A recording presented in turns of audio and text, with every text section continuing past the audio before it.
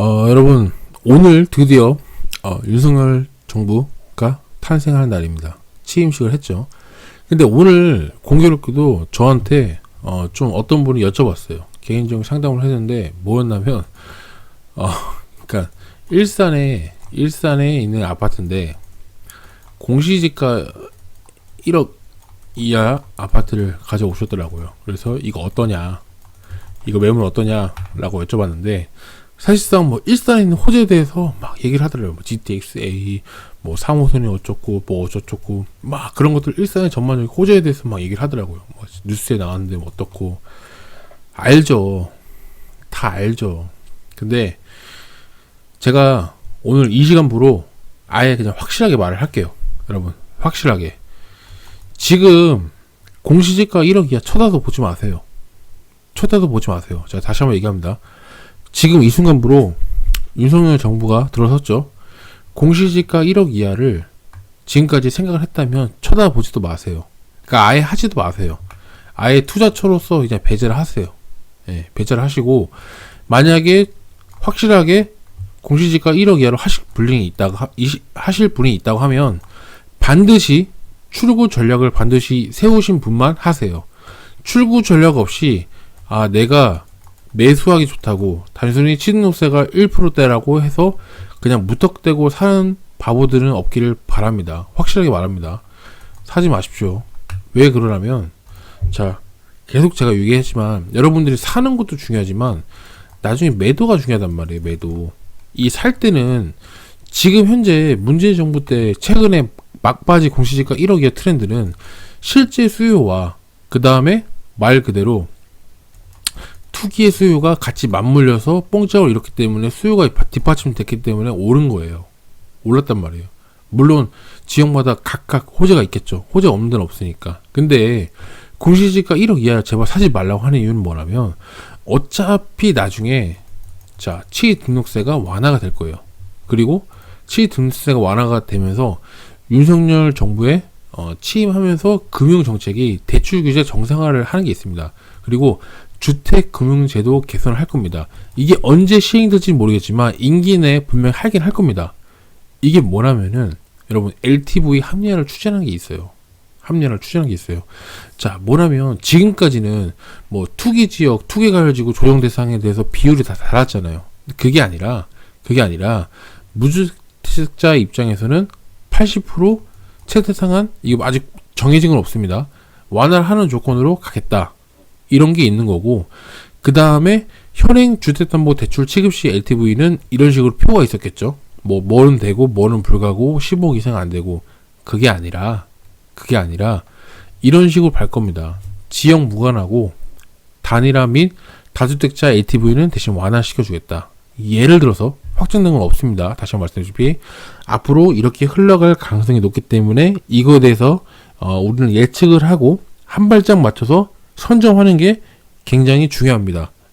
미리 준비하는 사람과 그 다음에 닥쳐서 하려는 사람들은 확실히 선행 포인트가 전 다르다고 생각을 합니다. 자, 뭐냐면 지역 무관하고 LTV 70을 단위로 한다든지, 예를 들면 다주택자는 빵 풀었는데 뭐 40 내지 혹은 30%로 완화를 시켜서 조금이라도 대출을 해주겠다. 어쨌든 간에 주거 사다리 형성 지원을 하겠다라는 게 기대 효과거든요. 자, 그러면 정리를 하면 다주택자도 이제 대출이 30이든 40이든 간에 소량으로도 대출이 나옵니다. 대출이 나오게 되고, 자, 취등록세는 시간이 걸리겠지만 언제 시행될지 모르겠지만 임기 내 추진을 할 겁니다. 그럼 취등록세는 현재 12%인데 예를 들어서 뭐 3, 4%대로 낮아지게 되면, 만약에 지금 12%대니까 당연히 1%대인 공시지가 1억 이하로 가겠죠. 근데 낮아지면 4%대만 해도 여러분 생각을 해보세요. 5억, 6억, 7억, 8억짜리 아파트 그냥 살 수 있어요. 다주택자 입장에서. 왜? 내가 양도세 중과 유예가 됐기 때문에 어느 정도 매물을 파는 사람들은 팔았단 말이에요. 돈이 생성이 됐겠죠. 근데 그 돈 갖고 있다가 취등록세까지 완화를 시켜주네? 그러면 다시 수도권이나 서울이나 좀 괜찮은 데를 가가지고 살 겁니다. 예를 들어서 중저가나 좀 괜찮은 매물, 그냥 지방에도 괜찮은 매물들이 있겠죠. 만약 5억짜리 해도 4% 해도 2천만 원밖에 안 됩니다. 8억짜리 집을 산다 해도 4, 8, 32, 3,200에서 3,500만 원밖에 안 됩니다. 근데 지금 12%에 비하면 물론 이것도 비싸긴 하겠지만 12%에 비하면 턱없이 싼 가격이라는 점을 제가 말씀드리는 거예요. 그래서 룰이 바뀌었다는 걸 자꾸 잊으시면 안 돼요. 내가 지금 사기 좋다고 막 사는 게 아니라 나중에 팔 걸 생각하셔야죠. 여러분 팔 때 여러분 잘 생각해 보시는 게 공시지가 1억이랑 절대 사시면 안 되는 게 내가 실제 수요자밖에 없어요. 투기 세력들은 거의 다 사라질 겁니다. 왜? 친인국세가 완화가 언젠가 될 건데 그 완화가 되면서 공시지가 2억이를 뭐하러 사냐고. 아니 본인 스스로한테 한번 물어볼게요. 살 거예요? 내가 다주택자 입장인데 만약에 30%대로 완화가 됐어. 공시지가 1억 이하를 뭐하러 삽니까? 맞잖아요. 뭐하러 사냐고요. 오히려 지금 들어가신 분들은 제가 사지 말라는 게 막자 혹은 끝물에 물릴 가능성이 높다. 고점에 물릴 가능성이 높다는 게 바로 그 말입니다. 이해하셨죠? 출구 전략이 반드시 있으신 분들만 그렇게 하셔야 되는 것들이에요. 제가 계속 강조를 드립니다. 확실하게. 그래서 제가 계속 말씀드리지만 결론적으로 친인국세가 완화되고 다주택도 대출에 나오게 되면 이 부담이 별로 없기 때문에 12%에 비해서 부담이 별로 없다는 얘기입니다. 그렇기 때문에 이런 매물들이 다 이쪽 수요가 분산이 됩니다. 그렇기 때문에 공시지가 1억 이하는 다시 원래대로 보합되거나 아니면은 하방으로 내려올 가능성이 굉장히 높다. 언제? 윤석열 정부 친인국세 완화되는 시점이 그때는 저는 터닝 포인트라 봅니다. 그쯤 되면은 그리고 공급 정책도 임기 초연 때 뭐 허가를 한다든지 뭐 그런 식으로 해가지고 임기 말쯤 되면은 뭐 3기 신도시가 어느 정도 윤곽이 나온다든지 그런 식으로 돼 있어서 어느 정도 이제 공급 플랜도 맞춰지고 좀 안정화를 아무래도 갈 겁니다. 지금 당장은 어떻게 해볼 수 있는 방법은 없지만은 물론 지금은 이제 풀어나갈 숙제가 너무 많죠. 뭐 임대차 전세 그거 문제라든지 풀어야 숙제가 많은데 해가 가면 갈수록 풀어나가면서 해 나갈 겁니다.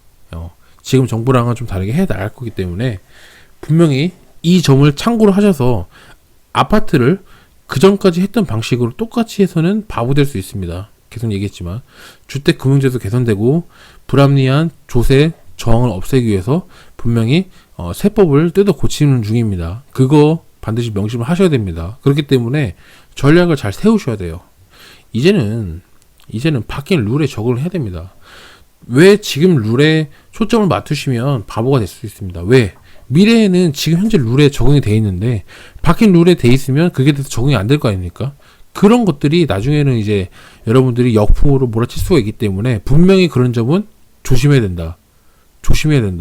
그렇기 때문에 반드시 여러분들의 앞서 나가는 선행 포인트를 갖고 내가 거기에 발맞춰서 준비를 하는 게 중요하다. 그때에 맞춰서 현금을 준비를 한다든지 아니면 그 다음 스텝을 위해서 뭔가 내가 다음 스텝을 위해서 뭔가 뭐 돌파 마련을 대응을 한다든지 그걸 미리 알고 있어야 된다는 거죠.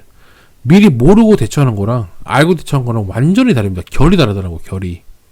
그 얘기를 하고 싶었어요. 그래서 제가 오늘 드리는 말씀은 충분하게 좀 드렸다고 합니다. 강조를 합니다. 계속 강조를 했습니다. 그렇기 때문에 더 이상은 여러분들이 이제 제가 아시는 구독자분들이랑 했을 때 공시지가 1억의 막차를 타거나 그렇게 하지 않으시면 좋겠어요. 제가 그동안은 뭐 사라고 해가지고 시간이 많이 흘렀지만 지금 확실하게 출구 전략이 없으신 분들은 절대로 공시지가 1억 이하를 사시면 안 된다. 분명히 지금 사고 나서 2년, 3년, 4년 뒤에 팔아야 되는데 내가 실제 수요자만 받게 되면 그거 조금 올랐더라도 다시 내려갈 가능성이 높다. 그리고 안 팔릴 가능성이 높다. 분명히 생각하셔야 될 부분입니다. 제가 이 말씀 강조드리면서 영상 이대로 마치도록 하겠습니다. 시청해주셔서 감사하고요. 다음에도 더 의미 있는 영상으로 보답드리는 엘리트 앰비션 되도록 하겠습니다. 감사합니다.